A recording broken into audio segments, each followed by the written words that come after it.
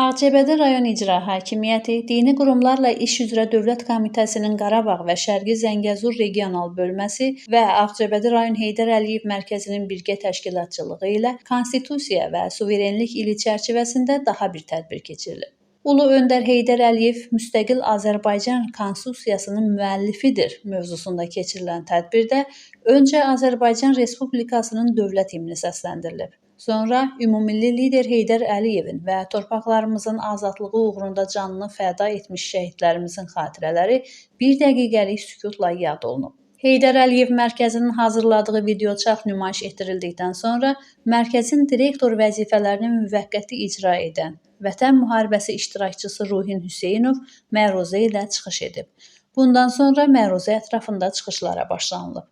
Dini Qurumlarla İş üzrə Dövlət Komitəsinin Qarabağ və Şərqi Zəngəzur regional bölməsinin müdiri Əlizadə Nəcəfov, rayon İcra Hakimiyyəti başçısı aparatının ictimai-siyasi və humanitar məsələlər şöbəsinin baş məsləhətçisi Ülfət Xonaşınlı, Ağcabədi Peşə Məktəbinin direktoru Fərrux Rəhimli və Ağcabədi Pedaqoji Kollecinin direktor müavini Rövşən Bayramov çıxış edərək bildiriblər ki, dahi lider Heydər Əliyevin Azərbaycanda dövlətə rəhbərlik etməyə başladığı ilk anlardan cəmiyyətimizə vacib olan hüquqi nizamın işartıları görünməyə başladı.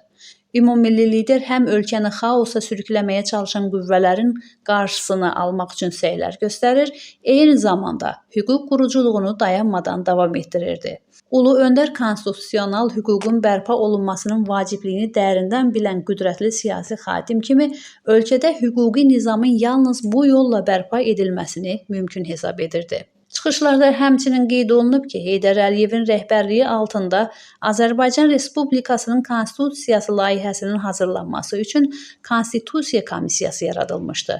Həmin dövrdə Ulu Öndər ölkədə mürəkkəb siyasi proseslərə baxmayaraq bu komissiya qarşısında qoyulan vəzifələrin yerinə yetirilməsinə nail oldu.